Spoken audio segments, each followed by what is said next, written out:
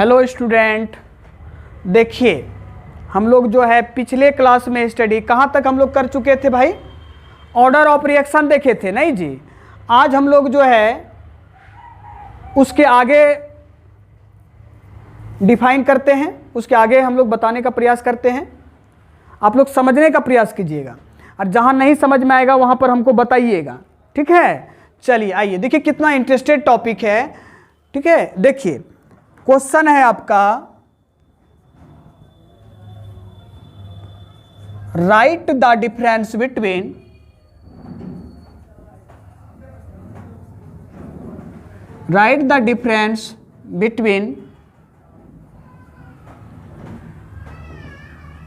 molecularity of reaction and order of reaction। नहीं समझे? देखिए क्वेश्चन क्या कह रहा है, write the difference between molecularity of reaction and order of reaction. मतलब ऑर्डर ऑफ रिएक्शन और मॉलिक्युलरिटी ऑफ रिएक्शन के बीच आपको डिफरेंस बतानी है, ठीक है। चलिए आते हैं हम लोग, देखिए एक बगल लिखते हैं मॉलिक्युलरिटी ऑफ रिएक्शन, बहुत इंपॉर्टेंट क्वेश्चन है। मॉलिक्युलरिटी ऑफ रिएक्शन और इधर क्या लिखेंगे? Order of reaction. Order of reaction, ये ऑर्डर ऑफ रिएक्शन के बारे में तो आपको बताया है पिछले क्लास में, ठीक। देखिए इसका जो है कैसे समझेंगे, मॉलिक्युलरिटी ऑफ रिएक्शन क्या है।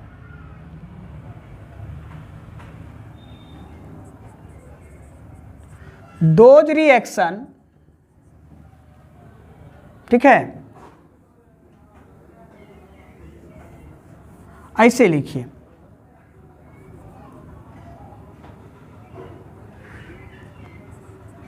Number of molecule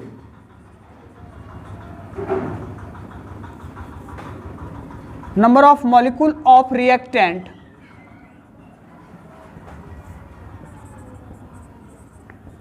takes part in chemical reaction. कितना बेहतरीन बात लिखा है ना। Number of molecule of reactant take part in chemical reaction is called, क्या कहलाएगा? Molecularity of reaction. वाह, देखिए मॉलिक्युलरिटी ऑफ रिएक्शन। चलिए बहुत इंटरेस्टेड बात है। इधर क्या हम लोग जानते हैं, ऑर्डर ऑफ रिएक्शन बताए थे ना, तो क्या बताए थे? सम ऑफ पावर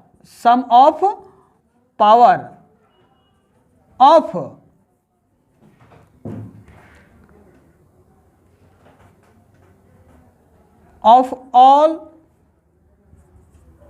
या ऑफ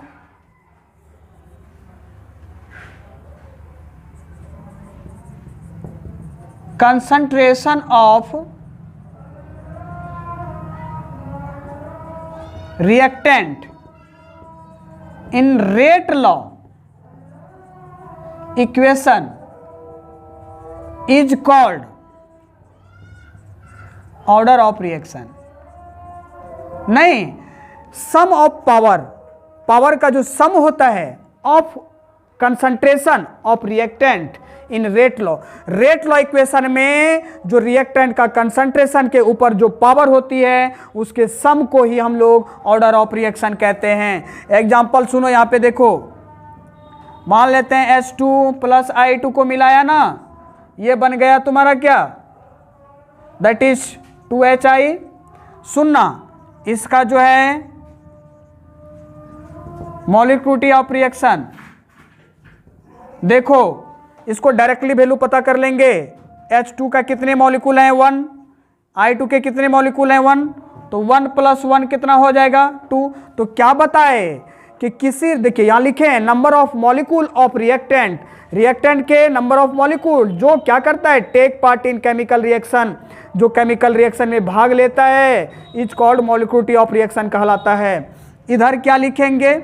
इधर सुनिएगा, मान लेते हैं कि आपका जो है N2 प्लस H2 को मिलाए आप, ठीक है, तो NH3 बैलेंस करना है, तो यहाँ पे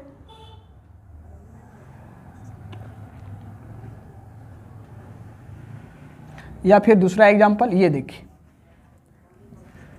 H2 यही वाला सेम एग्जांपल, सनलाइट ले लिए, सनलाइट ले लिए, चलिए इधर क्या बना 2HI। पता है ये जो रिएक्शन बनती है, ये जो रिएक्शन हुआ, ये हमारा रेट इसका लिखना है, तो KA मान लेते हैं, इसके जगह पे क्या होगा, H2 और I2 दोनों होगा। तो H2 और I2 ये शून्य कोटि की अभिक्रिया का उदाहरण है, तो H2 और यहाँ पे I2, तो ये भी शून्य है, ये भी शून्य है, तो हमारा ये ऑर्डर ऑफ रिएक्शन क्या होगा, ऑर्डर ऑफ रिएक्शन हो जाएगा इसका, ऑर्डर ऑफ रिएक्शन क्या हो जाएगा, 0 हो जाएगा। ऑर्डर ऑफ रिएक्शन कितना होगा, 0। इसके पावर के सम को ही हम लोग ऑर्डर ऑफ रिएक्शन कहते हैं, तो दोनों का 0 ले लिए, 0। अब ये बात समझना है कि वो 0 कहाँ से लाए और इधर 1 1 कहाँ से। ये 1 1 जो है, देखिए सुनिएगा, इट्स वैल्यू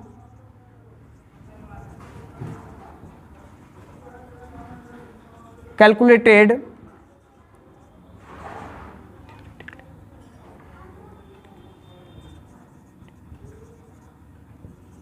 ठीक है, और इसका जो वैल्यू निकाला जाता है वो experimentally, its value is calculated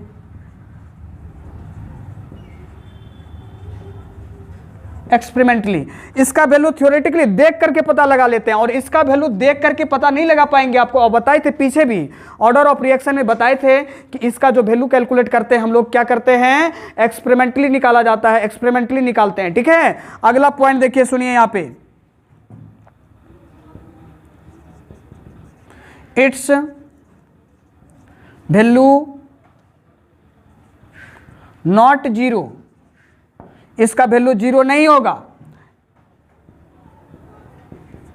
it's value is 0, इसका वैल्यू 0 हो सकता है। अगला पॉइंट, अगला ये है, it's value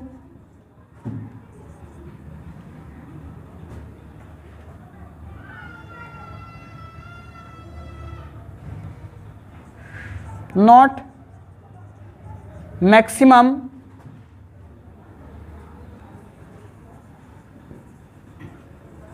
from 3, it's value not maximum, इसका वैल्यू 3 से मतलब 3 से ज़्यादा नहीं होनी चाहिए, और इसका जो है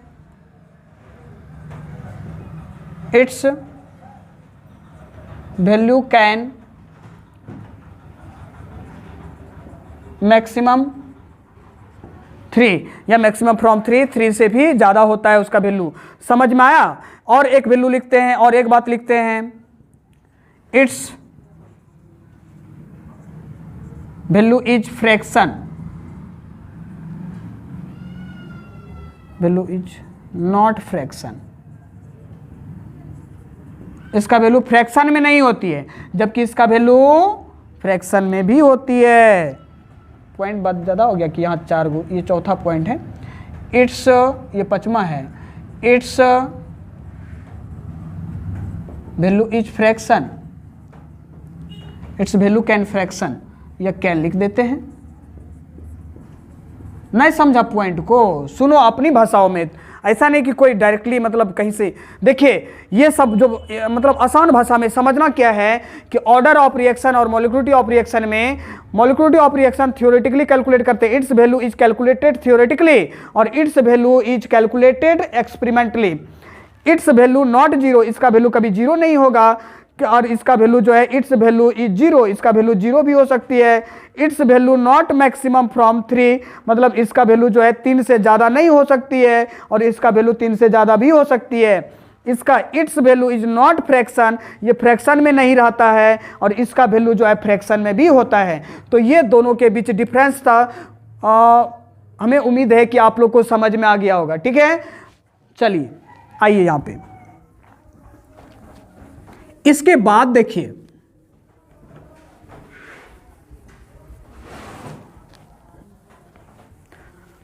टेंशन लेने की बात नहीं है जी, जिसको समझ में नहीं आया होगा ना वो हमें कमेंट करके बताना ना, फिर से समझा देंगे। टेंशन लेने की क्या बात है।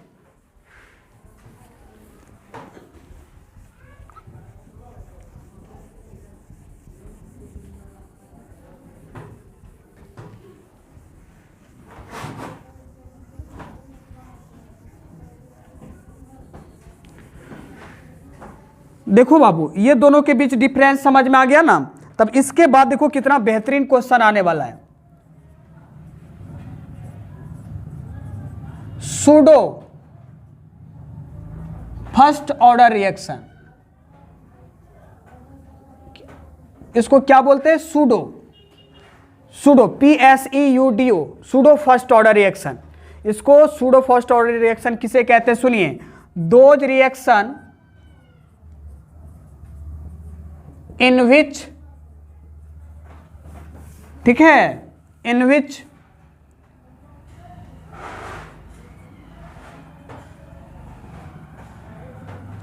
molecularity of reaction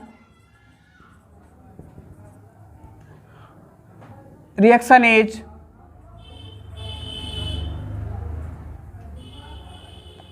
1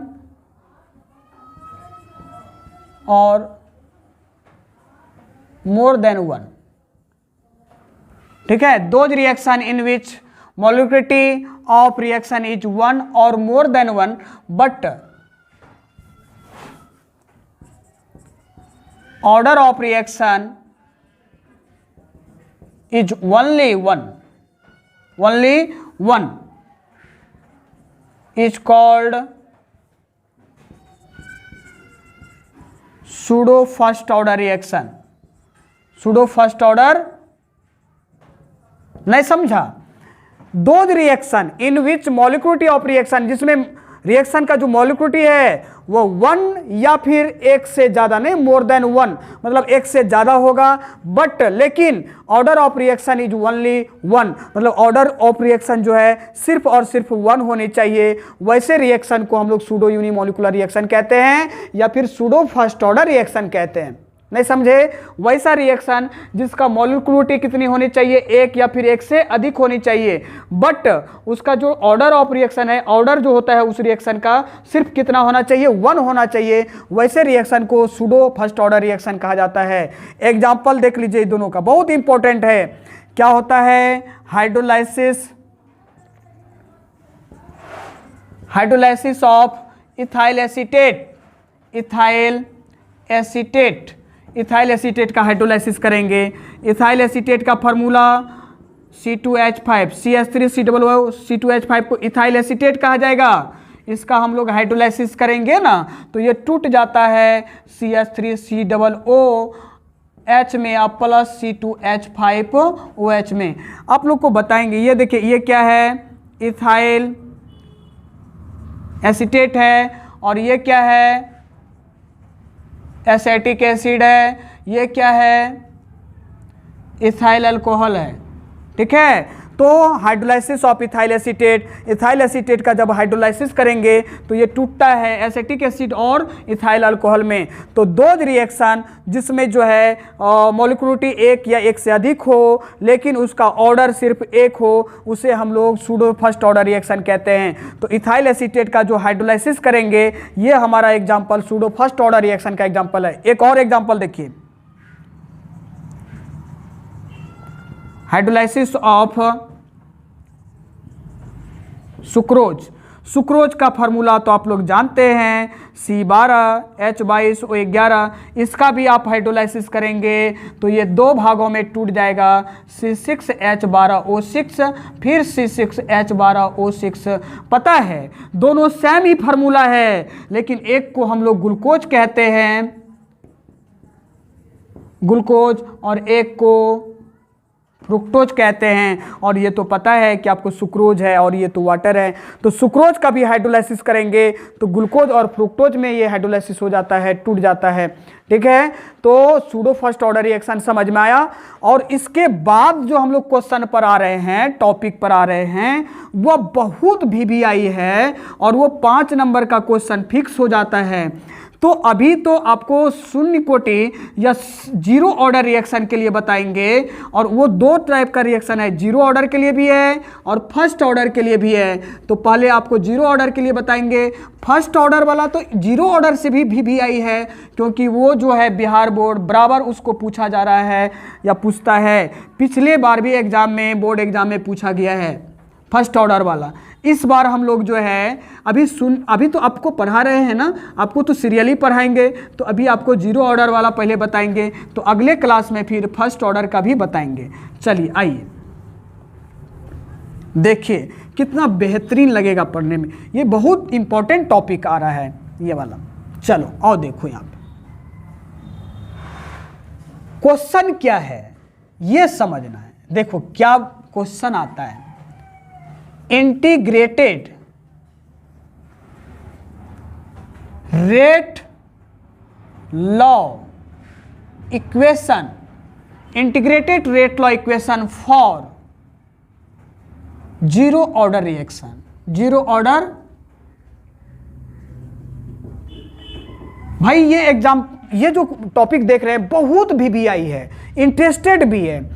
यही चीज इंटीग्रेटेड रेट लॉ इक्वेशन अगले क्लास में जो बताएंगे वहां फॉर के जगह पे जीरो के जगह पे फर्स्ट लिखा रहेगा, फर्स्ट ऑर्डर के लिए बताएंगे, और वो तो इससे भी ज़्यादा इंपॉर्टेंट है, वो बराबर पूछा जा रहा है और ये तो पूछा नहीं जाता, लेकिन चांस तो इसका भी है, इसलिए सबसे पहले इसको देख लेते हैं। ठीक है, integrated rate law equation for zero order reaction.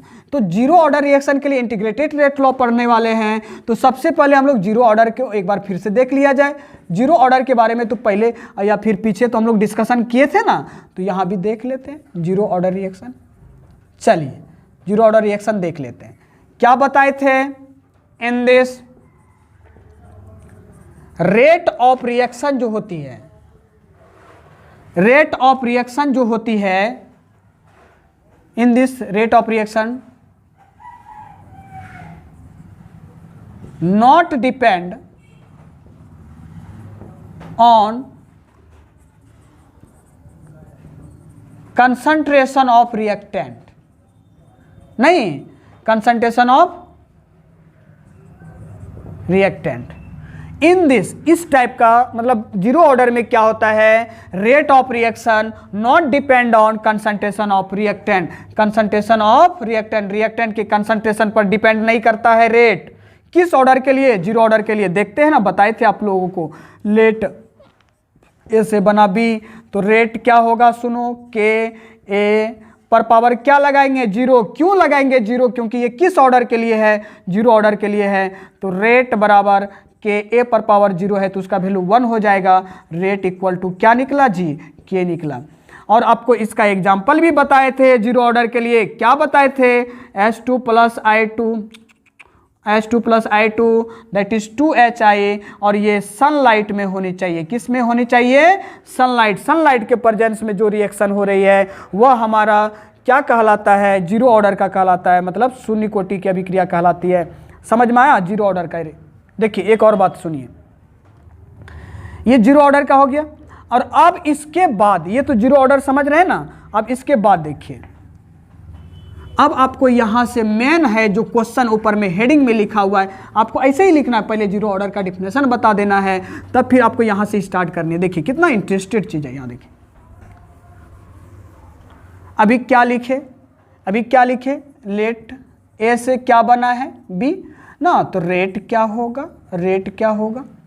अब एक और बात है, यहां जो रेट लिखने वाले हैं वो दो टाइप का रेट लिखेंगे। आपको रेट लॉ एक्सप्रेशन के पहले, मतलब पीछे क्लास में रेट लिखने के लिए बताए थे, तो इसका रेट लिखेंगे माइनस DA/dt, इस तरह बताए थे। इसको इक्वेशन 1 मान लेते हैं। एक रेट बताए रेट लॉ इक्वेशन के आधार पे के ए, ये किस ऑर्डर की अभिक्रिया का, कौन सा ऑर्डर है, जीरो ऑर्डर है, तो यहाँ पे जीरो का यूज करिए। तो रेट ना के, इसके ऊपर जीरो है तो इसका वैल्यू 1, इसको 1 मान लेते, सॉरी 2 मान लेते हैं। From equation first and second, समझ रहे हैं ना। ये रेट, दो तरह का रेट लिखे, एक रेट लॉ एक्सप्रेशन के पीछे जो लिखते थे, और रेट लॉ एक्सप्रेशन में रेट तो ऐसे लिखा जाता है ना। तो आप लोग ध्यान देंगे, दोनों को हम कंपेयर करेंगे तो दोनों का रेट तो इक्वल है। जब दोनों का रेट इक्वल है तो दोनों का, ये दोनों भी तो आपस में इक्वल होगा ना, तो हम लोग लिखेंगे डायरेक्टली DA/कितना, dt बराबर कितना, के। अच्छा इसको देखिए, तो हम ऐसे करें, देखो तो तुम लोग ध्यान से समझना, DA, या देखो के इंटू dt ले गए, dt को इधर ले गए। अब हम लोग क्या करेंगे, यहां से इंटीग्रेट इंटीग्रेट करने वाले हैं, इंटीग्रेट बोथ साइड, मतलब दोनों साइड क्या करेंगे, इंटीग्रेट करेंगे। तो यहां देखो इंटीग्रेट करेंगे तो इंटीग्रेट का साइन कैसी होती है, यहां देखो डी ए, चलो ठीक है, के कांस्टेंट है, बाहर करो, फिर यहां लगाओ डी टी। एक बात और सुनो, देखो कितना इंटरेस्टेड चीज है इस जगह। देखो नीचे ये ए क्या है, रिएक्टेंट का कंसंट्रेशन है, तो यहां पे ए नॉट लगाएंगे। ए नॉट का मतलब ये नॉट जीरो है, मतलब जिस समय टाइम जीरो था उस समय का रिएक्टेंट का कंसंट्रेशन है, और जिस समय टाइम कुछ ना कुछ हो गया उस समय रिएक्टेंट का कंसंट्रेशन दैट इज 80। किताब क्या मानती है, इसको छोटी ए मान लेगा, इसको ए माइनस एक्स मान लेगा, मतलब कुछ समय के बाद ये कितना खर्च हो गया तो वो दिखाएगा। तो कोई बात नहीं है, ए नॉट 80 मान लीजिए। यहाँ पे टाइम का वैल्यू 1 to 0 मान लेते हैं, 1 to टाइम का वैल्यू टी मान लेते हैं, ठीक है। इसको लोअर लिमिट कहते हैं, इसको अपर लिमिट कहा जाता है। देखिए आपको इंटीग्रेशन जो है, आप लोग मैथ में तो पढ़े होंगे या फिर पढ़ेंगे, टेंशन लेने की बात नहीं है। तो ये डी एक्स के रूप में है, देखिए तो डी एक्स का इंटीग्रेशन क्या होती है, एक्स, यहाँ पे डी ए है तो क्या हो जाएगा, ये माइनस हम लोग आगे में था पहले से, देखिए डी ए का इंटीग्रेशन क्या हो जाएगा, ए। अब यहाँ पे लोअर लिमिट क्या होगा, ए नॉट, ये अपर लिमिट क्या होगा, 80 बराबर के, सुनिएगा डी टी का इंटीग्रेशन क्या होगा, टी, यहाँ पर देखिए ये 0, यहाँ पे क्या होगा, टी। अब हम लोग क्या करेंगे, यहाँ से पहले ये जो देख रहे हैं बड़ी ब्रैकेट के अंदर में जिसको लिए, इसके जगह पे ये जो लिमिट लगा हुआ है, एक नीचे एक ऊपर में, पहले अपर लिमिट को यूज करेंगे इसके जगह पे, फिर माइनस लगाएंगे, फिर लोअर लिमिट को यूज करेंगे। तो यहां देखो, इसको यहां लिखते हैं, यहां देखो माइनस पहले है, चलो ठीक है, ए के जगह पर क्या लगाएंगे, 80, अपर लिमिट को पुट करेंगे माइनस, फिर ए के जगह पे क्या लगाएंगे, ए नॉट, ठीक है, बराबर। यहां देखो के बाहर में, कांस्टेंट टर्म बाहर है, चलो टी के जगह पे upper limit that is T को ही यूज करना पड़ेगा, -0, ठीक है। यहां देखो माइनस, ब्रैकेट को हटा देंगे तो -80, और ये माइनस माइनस क्या, plus, that is a not बराबर कितना, के इंटू कितना, टी। कोई प्रॉब्लम, चलो हम इसको देखो ऐसे लिखे, देखो तो ए नॉट -80 बराबर कितना, के टी। अब यहां से हम टाइम का वैल्यू देखना चाहेंगे तो ऐसे लिखेंगे, देखो तो कोई दिक्कत, ये हमारा integrated rate law equation for zero order के लिए निकला। इसमें वेयर दे करके ए नॉट क्या है, ए नॉट क्या है, इनिशियल कंसंट्रेशन है, इनिशियल कंसंट्रेशन ऑफ किसका, रिएक्टेंट का, और ए टी क्या है, फाइनल कंसंट्रेशन, ए टी क्या है, फाइनल कंसंट्रेशन ऑफ रिएक्टेंट। कोई प्रॉब्लम, ए नॉट पता, ए टी पता, टी क्या है, टाइम है, टी क्या है, टाइम है, के क्या है, रेट कांस्टेंट, ये तो पता है सबको, ठीक है, रेट कांस्टेंट। सीरियली वीडियो देखेंगे, फुल वीडियो देखेंगे तो आपको टोटल चीज समझ में आएगा। चलो यहां देखो, आओ इसके बाद देखो, इसमें एक और बातें आती है, हमारा क्या आता है, आप लोग अच्छे से कॉपी में इसको लिखेंगे, ठीक है ना। चलो देखो, ये यहां तक पूरा करने के बाद इसी में एक आता है हाफ लाइफ पीरियड। क्या आता है, हाफ लाइफ पीरियड। देखो या हाफ लाइफ टाइम भी बोल सकते हैं उसको, क्या बोल सकते हैं, हाफ लाइफ टाइम भी बोल सकते हैं।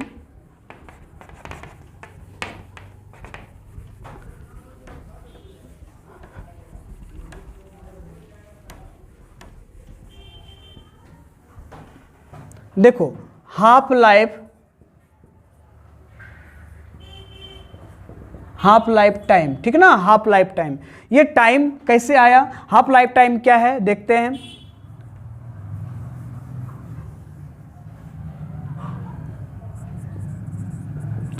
दोस time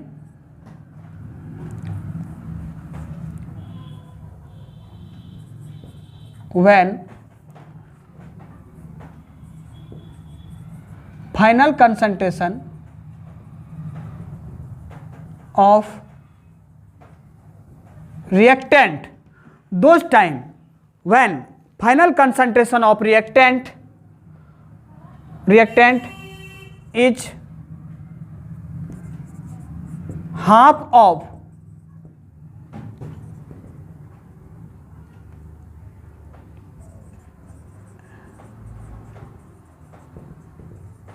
of reactant is called half life period. नहीं समझा होगा ना, देखो समझो ना, समझ जाएगा, ऐसा नहीं कि नहीं समझेंगे। कहता है कि वैसा समय, सुनो, those time when final concentration of reactant is half of initial concentration of reactant he is called half life period. अरे भाई, कहता है कि किसी रिएक्टेंट का जो फाइनल कंसंट्रेशन है ना, वह इनिशियल कंसंट्रेशन का क्या हो जाएगा, आधा हो जाएगा। और जिस समय फाइनल कंसंट्रेशन इनिशियल कंसंट्रेशन का आधा हो जाएगा ना, उसी समय हमारा जो टाइम था वह टाइम अब क्या हो जाएगा, टी हाफ हो जाएगा। क्या हो जाएगा, आधा समय कहलाएगा।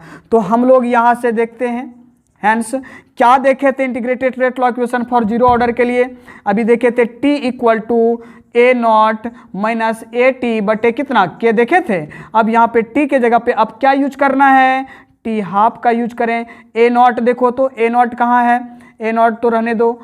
ए टी का वैल्यू देखो क्या लिखे हैं, ए नॉट बाई 2, ठीक है। नीचे में क्या है, के है, इसके नीचे में कुछ नहीं तो 1 है। चलो ध्यान दो, यहाँ पे 2 और 1 का एलसीएम क्या होगा, 2, दैट इज 2a नॉट। ये समझ रहा है ना रे। उसके बाद ये के कहाँ चल जाएगा, यहाँ पे देखो 2a नॉट में a नॉट को माइनस करेंगे तो a नॉट बटे कितना 2k। यही हमारा किसका वैल्यू निकला, टी हाफ का। किस ऑर्डर के लिए टी हाफ का मान a नॉट बटे 2k निकला, जीरो ऑर्डर के लिए। क्या निकला, जीरो ऑर्डर के लिए, फॉर जीरो ऑर्डर के लिए। किस ऑर्डर के लिए निकला, जीरो ऑर्डर के लिए। तो आज आप लोग क्या देखे, मॉलिक्यूलरिटी ऑफ रिएक्शन और ऑर्डर ऑफ रिएक्शन के बीच डिफरेंस देखे, सूडो यूनिमोलिकुलर या सूडो फर्स्ट ऑर्डर रिएक्शन देखे, उसका एग्जांपल भी देखे, और integrated rate law equation for zero order का देखे। पूरा डेरिवेशन ये आप लोग ध्यान से पढ़ देखेंगे ना। कोशिश है कि आप लोग, उम्मीद है कि आप लोग समझ गए होंगे, और नहीं समझे होंगे तो भी आप कमेंट करके बताएंगे। आज भर इतना ही रहने देते हैं, कोई दिक्कत? धन्यवाद।